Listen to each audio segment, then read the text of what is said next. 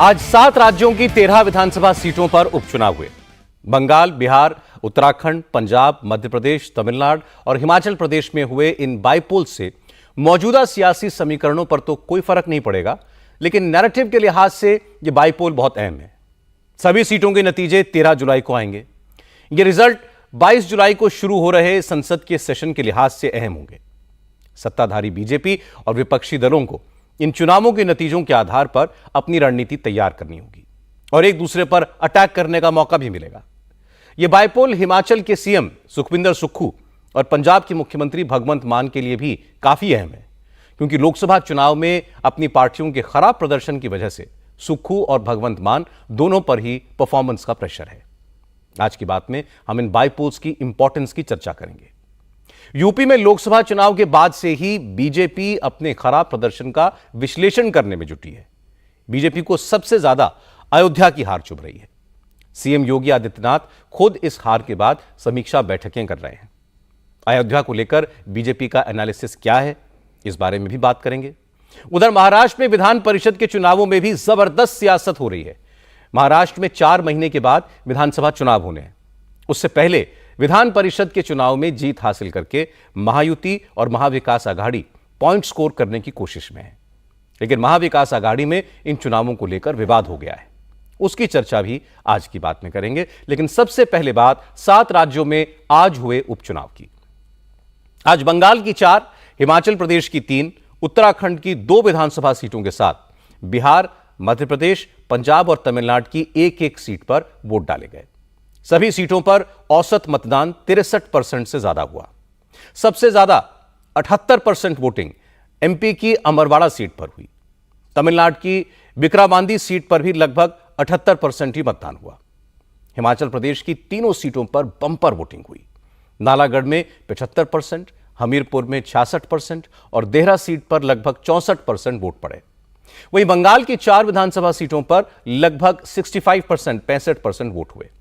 उत्तराखंड की मैंगलोर सीट पर 67% तो बद्रीनाथ सीट पर लगभग 48% वोट डाले गए। पंजाब की जालंधर वेस्ट सीट पर लगभग 52% मतदान हुआ। इन उपचुनावों के नतीजे 13 जुलाई को आएंगे। आज जिन 13 सीटों पर वोटिंग हुई, उनमें से 2-2 सीटें बीजेपी, कांग्रेस और टीएमसी के पास थी। 3 सीटों पर पहले इंडिपेंडेंट उम्मीदवार जीते थे। वहीं एक सीट डीएमके, बीएसपी और आम आदमी पार्टी के पास थी। आज सबसे ज्यादा 4 विधानसभा सीटों पर पोलिंग बंगाल में हुई। रायगंज, रानाघाट साउथ, बागदा और मानिकतला सीटों पर लगभग 64% वोटिंग हुई। इन 4 सीटों में से 3 रायगंज, रानाघाट साउथ और बागदा पर 2021 में बीजेपी ने जीत हासिल की थी, लेकिन बीजेपी के तीनों विधायक टीएमसी में शामिल हो गए थे और लोकसभा चुनाव भी लड़े थे। ये तीनों चुनाव हार गए। वहीं मानिकतला सीट पर टीएमसी विधायक साधन पांडे के निधन की वजह से बाईपोल कराया गया। रायगंज सीट पर मुकाबला टीएमसी की कृष्ण कल्याणी और बीजेपी के मानस कुमार घोष के बीच है। आज बाईपोल के दौरान रायगंज विधानसभा क्षेत्र से कई जगह हिंसा और मारपीट की खबरें आई। रायगंज में वोटिंग के दौरान टीएमसी और बीजेपी के वर्कर्स के बीच झड़प हो गई। एक पोलिंग बूथ पर टीएमसी और बीजेपी के उम्मीदवार ही आमने सामने आ गए। दोनों ने एक दूसरे पर पोलिंग में गड़बड़ी करने का इल्जाम लगाया। रायगंज में जब कुछ लोगों को चेकिंग के बाद वोटिंग से रोका गया, तो बीजेपी कैंडिडेट मानस कुमार घोष ने पुलिस पर टीएमसी के प्रेशर में काम करने का आरोप लगाया। मानस कुमार घोष ने आरोप लगाया कि पुलिस टीएमसी कैंडिडेट को फेवर कर रही है और उनके समर्थकों को परेशान किया जा रहा है। यहाँ पे अंदर में जो रायगंज म्यूनिसिपैलिटी का एक्स काउंसिलर लोग है, हर जगह में अंदर घुस के सारे वोटरों को वहाँ पे सब कैप्चर कराए। ये क्यों रहेगा अंदर में? पुलिस कुछ नहीं कर रही। अरे ममता पुलिस है ये। ममता पुलिस कल रात 1:30-2 बजे तक अपना जो पोलिंग एजेंट है उनके घर में घुस के जाके धमका रहा है। ये ममता पुलिस का काम है। आज नादिया जिले की रानाघाट साउथ सीट पर भी बाईपोल हुआ। रानाघाट सीट पर टीएमसी के मुकुट मणि और बीजेपी के मनोज विश्वास के बीच मुकाबला था। रानाघाट में पोलिंग से एक दिन पहले ही हिंसा की खबरें आने लगी थी। बीजेपी कैंडिडेट ने आरोप लगाया था कि पूर्णा नगर में बीजेपी की नेता अर्चना मंडल के घर पर टीएमसी वालों ने हमला किया। उनके घर पर पथराव हुआ। पथराव के बाद टीएमसी समर्थकों ने अर्चना मंडल के घर में घुसकर तोड़फोड़ की, 2 राउंड फायरिंग की। पार्टी वर्कर के घर पर हमले के खिलाफ आज वोटिंग शुरू होते ही बीजेपी के वर्कर्स सड़क पर उतरे। टीएमसी और ममता सरकार के खिलाफ इन्होंने नारेबाजी की। बीजेपी कार्यकर्ताओं और पुलिस के बीच झड़प भी हुई। नॉर्थ 24 परगना की बागदा असेंबली सीट से भी हिंसा की खबरें आई। बीजेपी कैंडिडेट की गाड़ी पर हमला हुआ। दरअसल बागदा के एक पोलिंग बूथ से खबर मिली थी कि वहां टीएमसी वर्कर्स बूथ कैप्चरिंग कर रहे हैं। बूथ कैप्चरिंग की तस्वीरें लोगों ने मोबाइल में रिकॉर्ड भी कर ली। इसके बाद बड़ी तादाद में बीजेपी वर्कर्स भी सिद्दीकिया सीनियर मदरसा में बने पोलिंग बूथ पर पहुंचे। बूथ कैप्चरिंग की जानकारी मिलने पर बीजेपी कैंडिडेट विनय कुमार विश्वास मौके पर पहुंचे तो उनके ऊपर अटैक हो गया। बीजेपी उम्मीदवार विनय विश्वास पोलिंग बूथ से निकलकर अपनी गाड़ी की तरफ भागे तो लोगों ने उनकी कार पर भी पथराव किया, तोड़फोड़ की। काफी देर हंगामा होता रहा। पोलिंग बूथ पर तैनात पुलिस और सीआरपीएफ के जवान इस झड़प को देखते रहे। किसी ने इस मामले में दखल नहीं दिया। बीजेपी कैंडिडेट विनय कुमार विश्वास ने कहा कि जब हमला हुआ तो पुलिस प्रशासन से उन्हें बचाने कोई आगे नहीं आया। আমি তো বুথ নিরীক্ষণ করার জন্য গিয়েছিলাম। हम तो जानकारी मिलने पर निरीक्षण करने पहुंचे थे। पता चला था कि बूथ कैप्चरिंग हो रही है। जब मैं वहां पहुंचा तो पोलिंग बूथ पर मेरा कोई एजेंट नहीं था। जब मैंने अपने एजेंट को फोन किया तो उन्होंने बताया कि वो पोलिंग बूथ के बाहर हैं। उन्हें केंद्रीय बलों ने पोलिंग बूथ से बाहर कर दिया था। जैसे ही मैं पोलिंग बूथ से बाहर निकला तो मारपीट शुरू हो गई। जय बांग्ला का नारा लगाकर मेरे ऊपर हमला कर दिया। आप मेरी गाड़ी की हालत देख रहे हैं। मैं बचकर अपनी गाड़ी तक पहुंचा तो गाड़ी पर अटैक कर दिया। मुझे पुलिस प्रशासन का कोई आदमी वहां नहीं दिखा। मैं बाहर आ गया तो कुछ लोग वहां खड़े थे, लेकिन पुलिस ने इस मामले में कुछ भी नहीं किया। आज बंगाल की मानिकतला असेंबली सीट पर भी बायपोल हुआ। इस सीट से पहले टीएमसी के साधन पांडे विधायक थे। उनके निधन के बाद उपचुनाव में टीएमसी ने उनकी वाइफ सोप्ती पांडे को चुनाव में उतारा था। वहीं बीजेपी ने पिछली बार चुनाव हारने वाले कल्याण चौबे को अपना कैंडिडेट बनाया था। आज मानिकतला सीट पर पोलिंग के दौरान फर्जी वोटिंग की शिकायत मिली। मानिकतला के विधाननगर इलाके में एक फेक वोटर को पकड़ा गया। असल में वोटिंग डालने आए इस शख्स ने इंडिपेंडेंट कैंडिडेट का आधार कार्ड ले रखा था। सिक्योरिटी फोर्सेस ने शक के आधार पर उसकी जांच की और जब उसके पास असली डॉक्यूमेंट्स नहीं मिले तो पुलिस के हवाले कर दिया गया।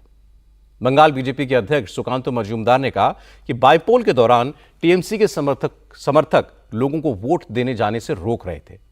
कई पोलिंग बूथ्स पर बीजेपी समर्थकों को वोट डालने से रोका गया।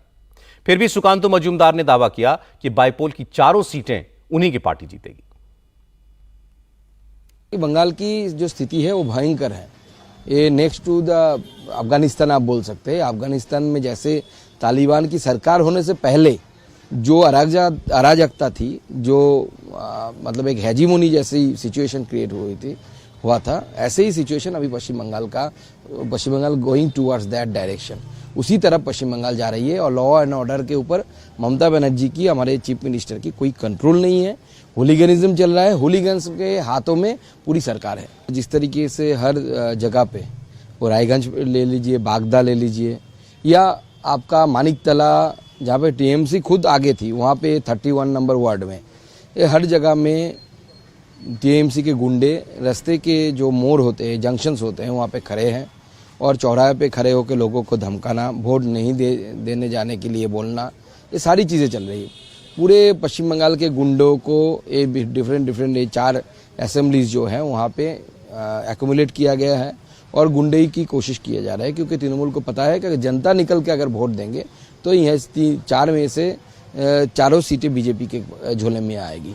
इसलिए तृणमूल कांग्रेस कोशिश कर रहे हैं कि थोड़ा डरा के धमका के लोगों को घर से निकलने से रोका जाए, लेकिन मुझे विश्वास है कि लोग निकलेंगे और वोट देंगे तो बीजेपी की जीत होगी। हालांकि तृणमूल कांग्रेस ने बूथ कैप्चरिंग और वोटर्स को धमकाने डराने के इल्जामों को खारिज कर दिया। टीएमसी नेता कुणाल घोष ने कहा कि जो भी हंगामा हुआ उसके लिए बीजेपी जिम्मेदार है। बीजेपी के पास पोलिंग एजेंट्स नहीं है। पार्टी के अंदर कई गुट हैं जो आपस में लड़ते रहते हैं। कुणाल घोष ने कहा कि जिन सीटों पर उपचुनाव हुआ वहां टीएमसी जीत रही है, इसलिए अब बीजेपी हार तय देखकर बहाने बना रही है। ये भाजपा का बेसलेस एलिगेशन है। थोड़ा बहुत जगह पे भाजपा प्रोवोकेशन दे रहा है एलिबाई तैयारी करने के लिए। हारने के बाद वो यही बोलेगा, वो बोलेगा, और दूसरा किसी जगह में वो भाजपा का जो ग्रुपिज्म है वो बहुत बुरी तरह से रास्ते में उतर गया, मारामारी हो रहा है।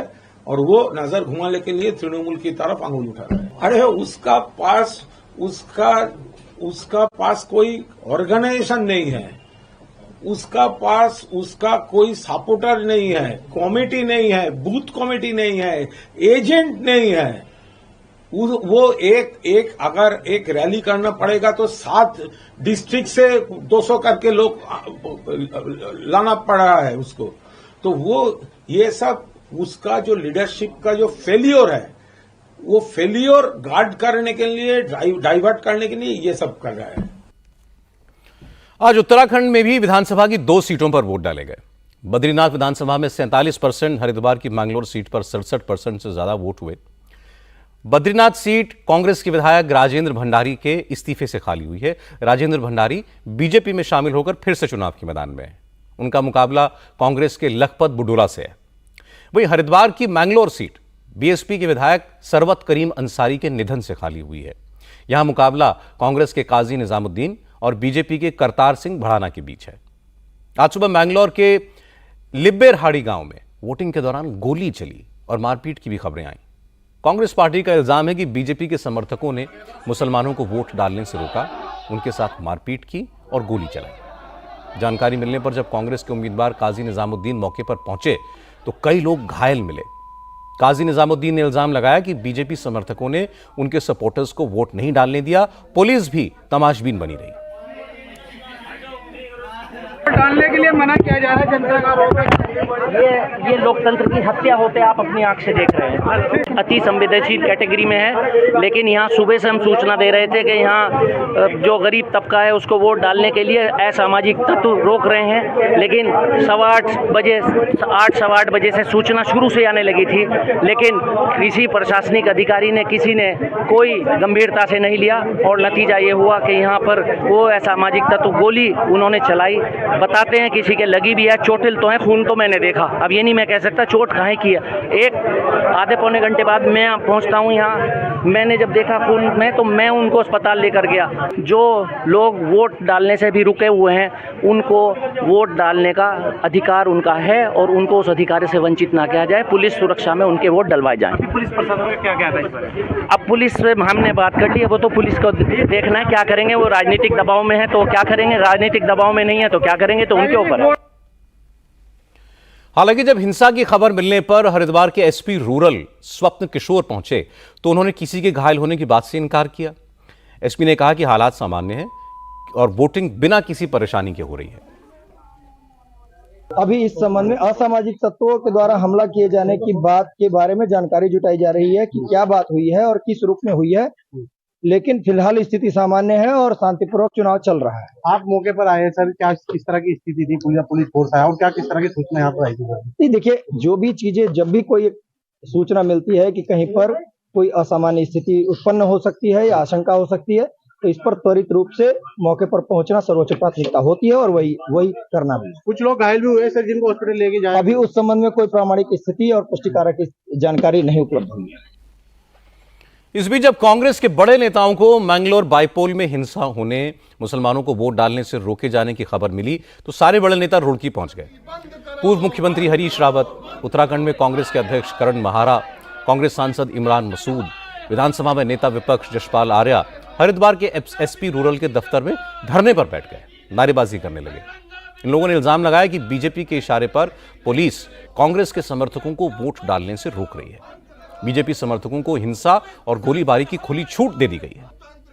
पूर्व मुख्यमंत्री हरीश रावत ने मतदाताओं से मारपीट को स्टेट स्पॉन्सर्ड वायलेंस करार दिया। हरीश रावत ने इल्जाम लगाया कि लोगों को कांग्रेस को वोट देने से रोका जा रहा है। पुलिस और प्रशासन बीजेपी के इशारे पर काम कर रहा है। हमको जो डर था, जिस डर को हम लगातार व्यक्त कर रहे थे, सत्ता, शासन, प्रशासन सबसे कह रहे थे शांतिपूर्ण मतदान कराओ, शांतिपूर्ण मतदान कराओ।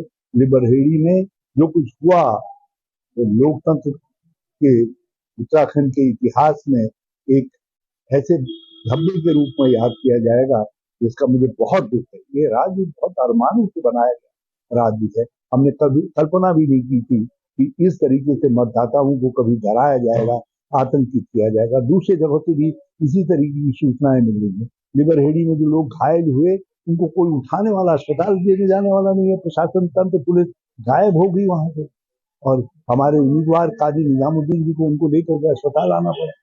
और दूसरे स्थानों से भी इसी तरीके की सूचनाएं मिल रही है। लाठियां भाजी जा रही हैं ताकि कांग्रेस को मत देने वाले लोग डरे, उनको आतंकित किया जा रहा है। ये स्थितियां बड़ी दुर्भाग्यजनक है। हिमाचल प्रदेश में विधानसभा की 3 सीटों पर वोट डाले गए आज। देहरा, हमीरपुर और नालागढ़ सीटों पर 68% से ज्यादा वोट पड़े। सबसे ज्यादा 78% वोटिंग नालागढ़ सीट पर हुई।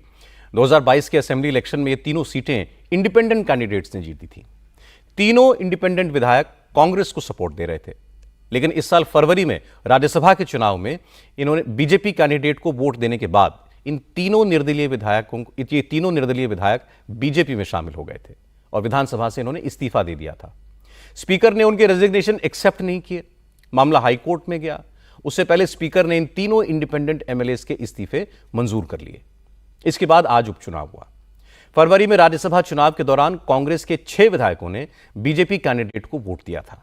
बाद में उन्हें डिस्क्वालीफाई कर दिया गया था। लोकसभा चुनाव के साथ इन सभी 6 सीटों पर बाईपोल हुए थे, जिनमें से 4 सीटें कांग्रेस पार्टी ने दोबारा जीत ली थी।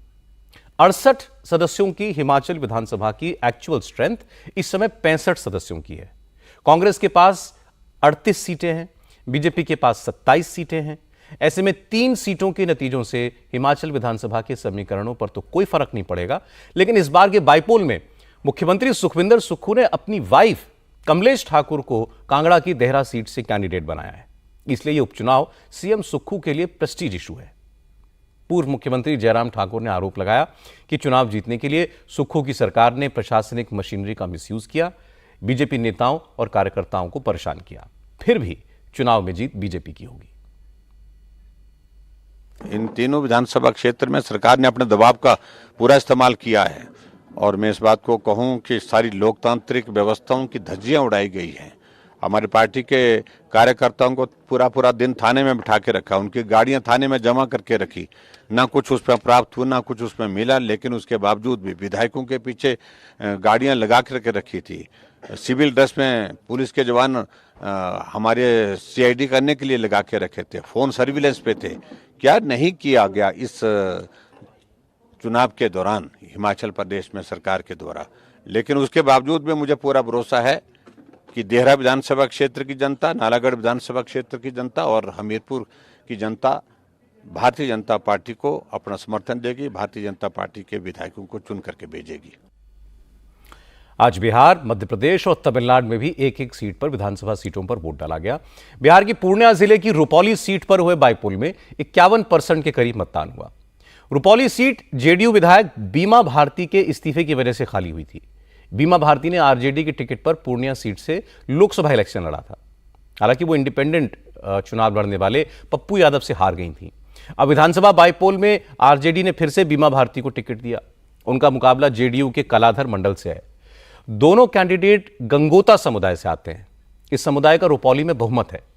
आज वोटिंग के दौरान बीमा भारती ने इल्जाम लगाया कि उनके समर्थकों को परेशान किया जा रहा है, पोलिंग एजेंट्स को तंग किया जा रहा है। बीमा भारती की शिकायत यह थी कि कई जगह उनके वोटर्स के साथ मारपीट भी हुई। हालांकि बीमा भारती अपनी जीत को लेकर आश्वस्त है। हमारे आदमी को पकड़ के लेके जा रहा है, थाना में बैठा रहा है, कार्यकर्ता को परेशान किया जा रहा है।